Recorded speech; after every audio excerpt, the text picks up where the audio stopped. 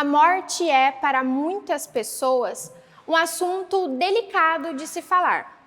A ideia de lidar com o fim da vida pode gerar muito medo e insegurança.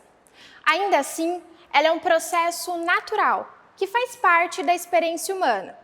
Encará-la com serenidade e compreensão pode transformar a forma como nos relacionamos com o mundo ao nosso redor. No episódio de hoje, conversamos com Heloísa Palaoro, uma artista multifacetada que ao longo de sua vida se destacou como atriz, professora e pedagoga. Agora, já na fase da velhice, o tema da atual temporada do Lugar de Mulher, ela também tem se dedicado a uma outra profissão, a de doula da morte. Vamos conversar com ela para entender as transformações que acompanham essa fase, além de compreender o papel dessa nova missão que ela abraçou, que envolve acompanhar e confortar pessoas em seus últimos momentos de vida.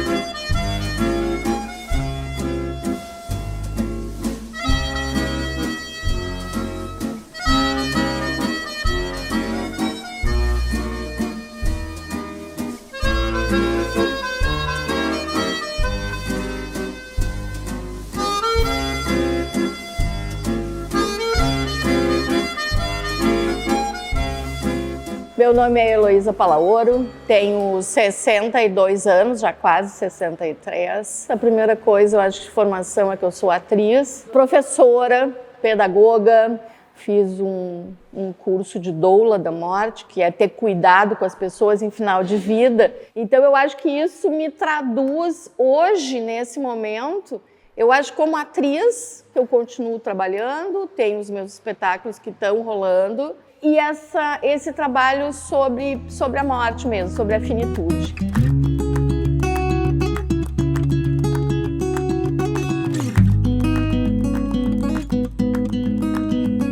Eu sou da década de 80, né? Comecei a fazer teatro na década de 80. Então era uma época de muita efervescência cultural. Dentro de Porto Alegre, inclusive, muitos grupos de teatro.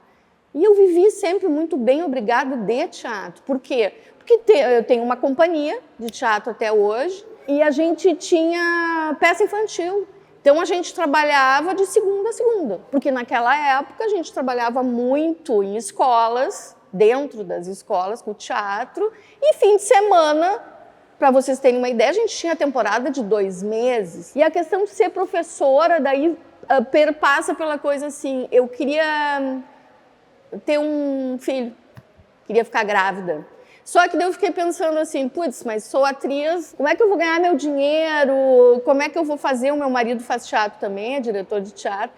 Então, acabei ficando grávida, mas assim, eu fiquei grávida porque eu consegui um trabalho com carteira assinada dentro de uma escola, sem querer, dando aula de teatro. O meu marido continuou viajando, fazendo todas as coisas, indo para tudo que é lugar, e eu mais ali, nessa coisa de se maternar e dar aula. Daí me descubro dentro de uma sala de aula, achando que todas as...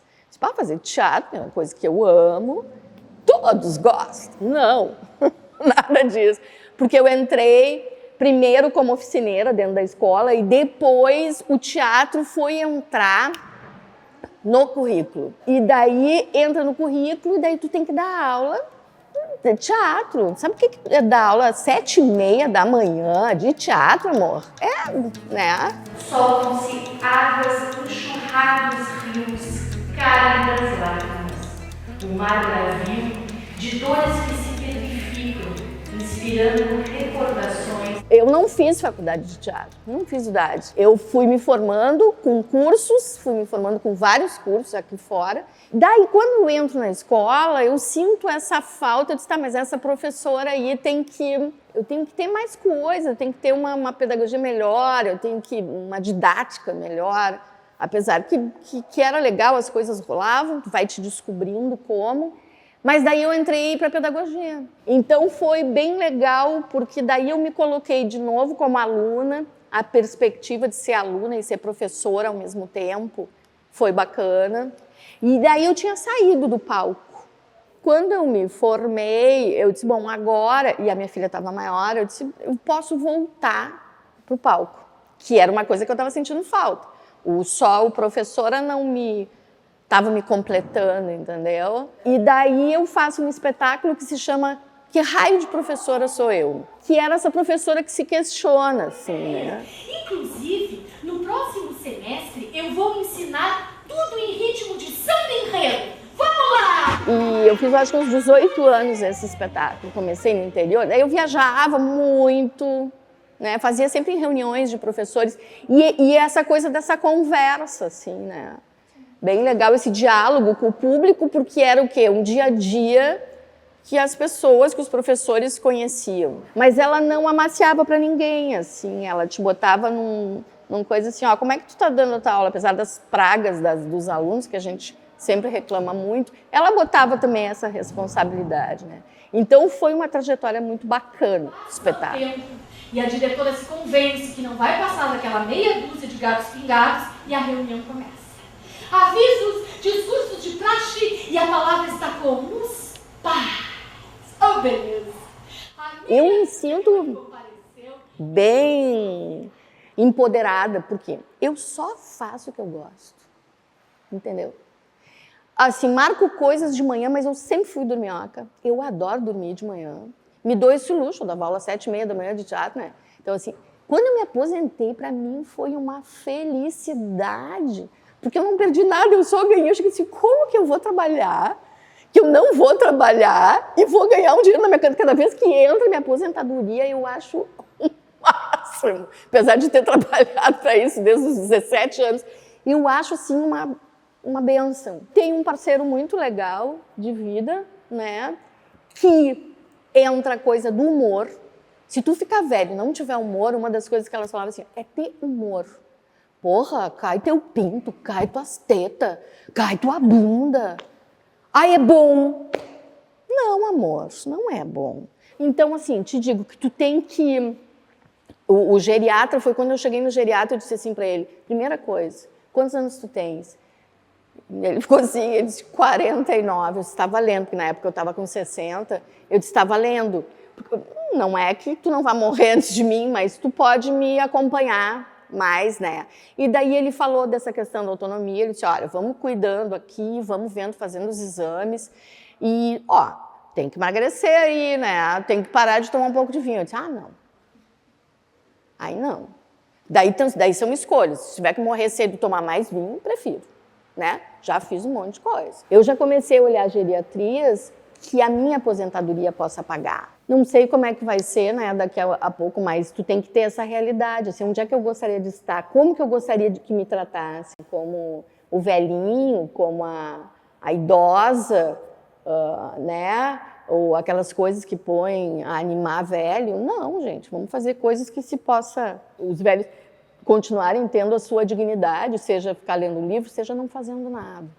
Seja ficar parado ali pensando nos seus alfarrabos e nas suas memórias.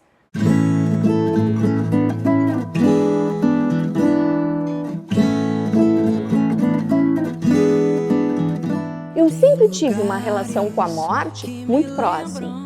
De cuidar de amigos que estão morrendo, amigos novos. A AIDS, para nós, na década de 90, né, principalmente, a gente perdeu muitos amigos. Meu pai morreu, eu tinha 11 anos, eu era pequena.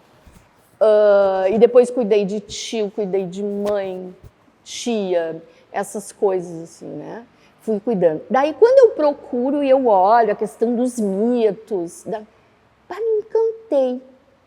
Isso era, a pandemia começa em 2020, isso era 2019. Vou me inscrever. Aí me inscrevi, o curso começava quando? Dia 20, foi dia 20, eu acho, de março de 2020, quando começa a pandemia. O que aconteceu? Não aconteceu. O curso para, e a gente, para não perder o grupo, que era um grupo grande, se vamos continuar tendo vários podcasts, disponibilizando, daí, assim, até tu conseguir, agora tem uma plataforma. Então, assim, foi um ano de 2020 assim. Daí disse, não, 2021, para a gente não perder o grupo, vamos começar o curso online. Só que ele é um curso que a gente trabalha ressignificando, ou dando significado, né, às mortes que tu passou e as várias mortes que a gente tem. Daí foram assim um curso de meio ano, durou 2 anos. Então esse assunto ficou em plena pandemia, onde a morte estava ali, do ladinho, né? Ali a gente cagado de medo, disse, é agora, não tem ainda vacina, o que vai acontecer? Trabalhando sobre isso, eu achei muito significativo. Entre todas as novelas e romances de você, me lembro mais. O plano é o que me deixou, que é o que está permeando a minha vida agora, que eu quero fazer um espetáculo que fale sobre a velhice mesmo, né? Essa vida, porque assim, quanto mais eu falo, mais sai um peso, assim, parece que quando tu fala com o outro, não é que tu não vai ter medo de morrer, não é isso, mas parece que se torna mais leve. E esse plano de falar sobre isso, a gente faz um sarau, o sarau das inquietas que a gente fala, a gente viu a dificuldade, eu já fiz para pessoas bem mais velhas, para elas foi um pouco complicado falar sobre isso. Porque a morte já é irmã, né? Já está de mão quase, assim, vamos, tia. Então, quando a gente faz o nosso sarau, que a gente fala com humor sobre as coisas do envelhecer, sobre a coisa da morte, a gente coloca música, a gente ficou falando por querer continuar a falar sobre isso, né? Que eu acho que é um tema da velhice que a gente tem que tocar. Para mim, isso está sendo libertador da minha velhice. Falar sobre isso que está mais próximo, deixar mais leve essa coisa num mundo que às vezes tu olha e vai acabar tudo. Quando tu pensa, terminou, meu Deus, pandemia, enchente para nós no sul, né? Puxa vida. Não tô corrigindo prova, não. Tô fazendo contas. Vou ver o que vai dar esse mês. Ai, meu Deus, que inferno.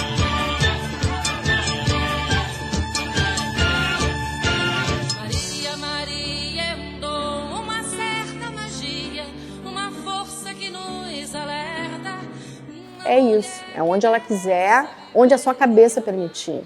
A minha cabeça me permite ser essa velha. O de outro talvez não, porque tem outros perrengues e outras coisas, cada um sabe dos seus. Eu, sinceramente, as coisas de gênero às vezes me enchem, porque eu acho que era mais fácil. Eu vivi uma coisa dentro da minha bolha, mais fácil, de tudo. Então eu digo assim, o lugar de todas as pessoas é onde as pessoas quiserem estar, é onde elas se sintam bem, é onde elas vão atrás das suas coisas. Sendo mulher, que a gente sabe das coisas complicadas, sendo homem, sendo trans, sendo branco, sendo negro, sendo amarelo, sendo vermelho, sendo o que for. Mas como pessoa mesmo, assim, é indo onde a gente conseguir estar, né? Se segurar os nossos sonhos, indo onde a gente conseguir. É isso, onde a gente quiser.